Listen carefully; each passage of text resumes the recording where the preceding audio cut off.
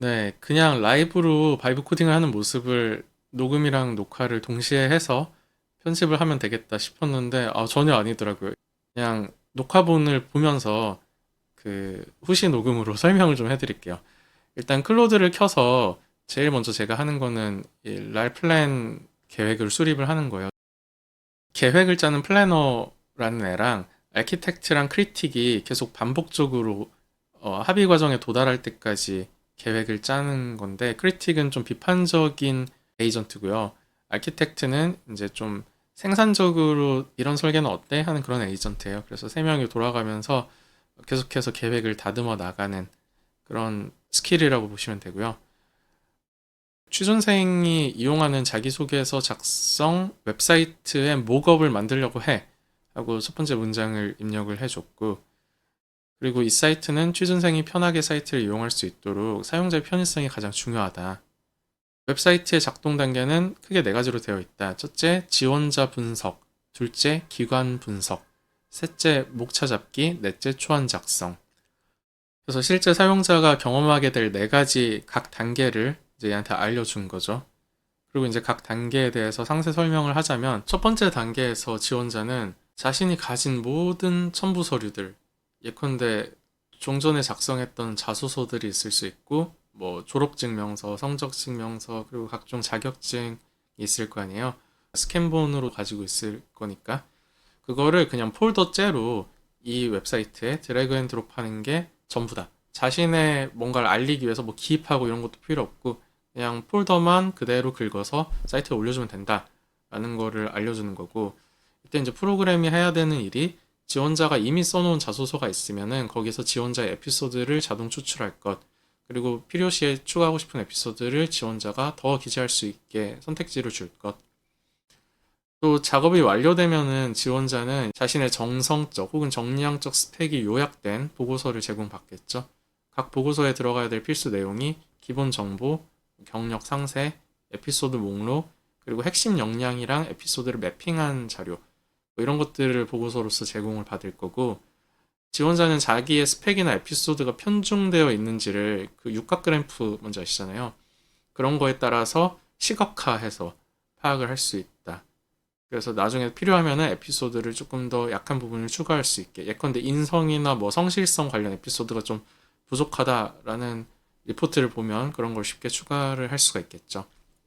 그리고 이제 두 번째 단계에서 지원자는 채용 공고에 첨부되어 있는 각종 첨부 서류들 있죠. 채용 공고 파일, 뭐 자기소개서 양식, 직무 기술서 이런 것들을 그냥 통째로 드래그 앤 드롭해서 그것도 올리거나, 아니면 공기업의 경우 제가 찾아보니까 그 채용 정보 API를 아예 제공을 해주더라고요. 그래서 자신의 채용 건만 검색을 하면은 자동으로 그런 첨부 서식이 다운받아지게 하는 그런 기능 정도 추가하면 편리할 것 같고, 그것까지만 하면은 이제 프로그램이 알아서 웹 검색 등을 통해서 해당 기관에 대한 디테일한 분석을 하는 거죠. 그 기관의 정보, 뭐 슬로건이나 비전, 주요 사업 영역이 어떻게 되는지, 최근 주요 성과 이슈 뉴스에는 뭐 어떤 내용이 나왔는지 그런 걸 확인하고, 또 중요한 게 해당 지원자가 지원하는 그 직군의 직무 분석을 실시를 해주는 거죠.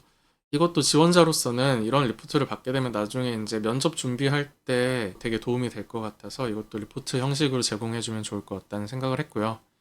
또 한 가지는, 프로그램이 다 뒤에서만 뭔가 일을 한다 하면은 신뢰가 가지가 않잖아요. 그래서 단계별로 나는 이런 거 했다, 봐라. 이런 거 했다, 봐라 하면 지루하지도 않고, 또, 이런 것도 하네 하는 신기한 마음도 들고 한다는 측면에서 이렇게 페이지를 일부러 나눠둔 거고요. 그리고 이제 세 번째 단계에서 프로그램이 하는 일은 해당 기관이랑 지원자를 이제 연결시키는 거죠. 지원자 정보도 있고 기관 정보도 있으니까 이 기관에 대해서 구체적으로 이 지원자가 어떤 강점을 가질 수 있는지, 약점은 무엇이 되는지 해서 그거를 이제 어필할 수 있는 포인트, 그리고 관리해야 되는 포인트로 나눠서 분석을 하고, 이런 기본적인 분석 결과를 토대로 이제 전략을 수립하는 거겠죠.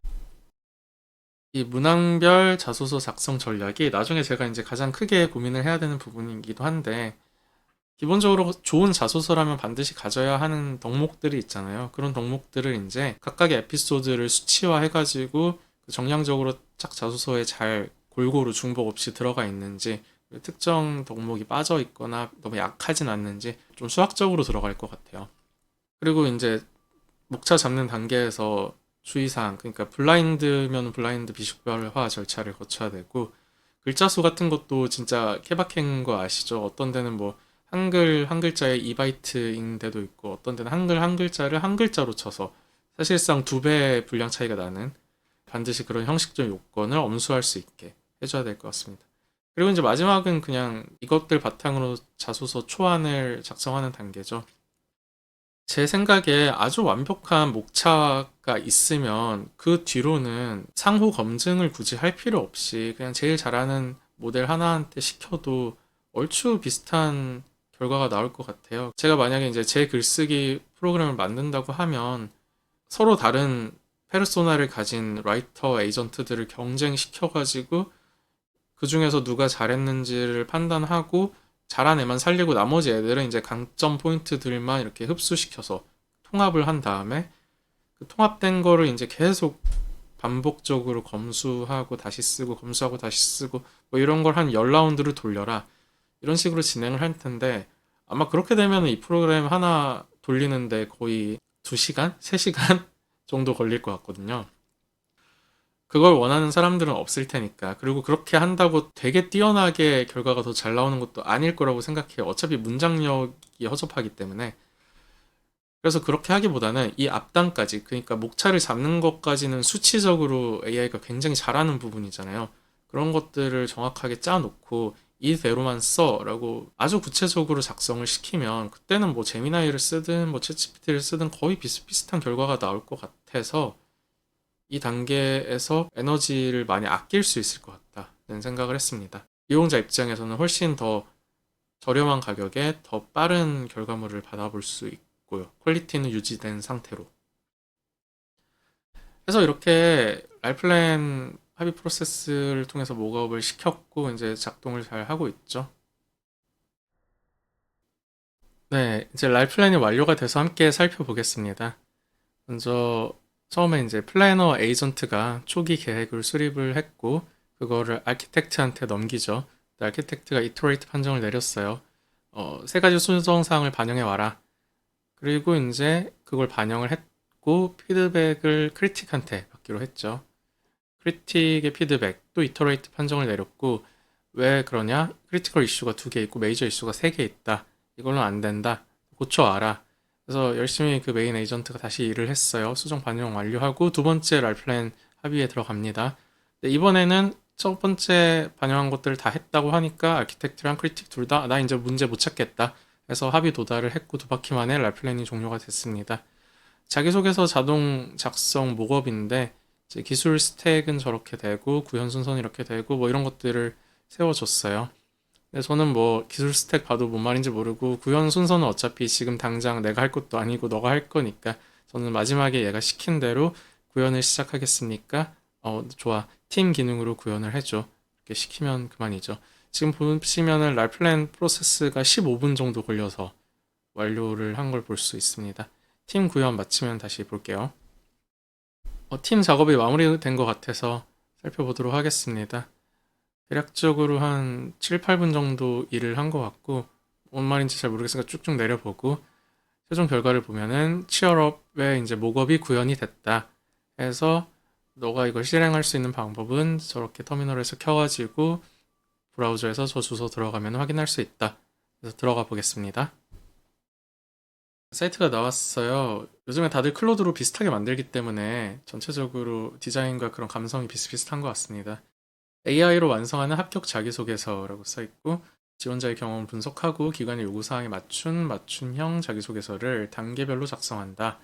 돼 있고 4단계로 완성되는 자기소개서 페이즈 1, 2, 3, 4 잘 나와 있고요. 위에는 상단바도 하나 들어가 있고 제가 시키지 않았는데 다크 모드도 같이 들어가 있네요. 눌러보겠습니다. 시작하기.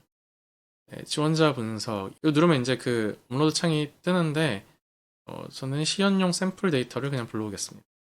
그러면은 이제 이런 걸 업로드하면 이런 식으로 업로드가 들어간다는 소리고 분석을 한번 해볼게요. 네, 그럼 이제 김채연이라는 가상의 인물의 학력 자기소개서 기본 요약 정보 나왔고 핵심 역량이 이렇게 누르면 점수가 나오네요. 이런 식으로 나오고 이제 기존의 자기소개서에서 추출된 에피소드들이 있어요. 뭐 동아리 회장을 했었다. 뭐 이런 능력을 키웠다. 관련된 역량이 이렇게 나오고 네, 이렇게 뭐 더 있네요. 그래서 에피소드 추가를 이제 자기가 알아서 할 수 있고 카테고리도 뭐 이렇게 정해서 추출을 할 수 있고요. 그래서 다음으로 넘어가 보죠. 이제 기관 분석이죠. 여기도 이제 시연령 샘플을 업로드할 수도 있지만 기왕 했으니까 공기업 검색으로 한번 해볼게요. 이건 이제 나중에는 API 를 가져와서 해결을 해야겠죠. 누르면 이제 공고 수집 완료됐다고 합니다. 이게 진짜로 한 건 아닐 거예요. 그냥 했다고 치는 거지. 분석을 시작을 하면 네, 한국전력공사라는 기업 기관에 관해서 뭐가 이렇게 저렇게 나오고 그 자기소개서 문항 이렇게 나오네요. 방금 전에 자기소개서 양식을 입력했으니까 당연히 나오는 거고 여곳의 비전의 가치, 사업 영역, 최근 이슈, 직무 분석 등이 좀 리포트 형식으로 나오네요. 다음 단계 넘어가 보면 중요한 부분이죠. 지원자랑 기관을 매칭하는 부분.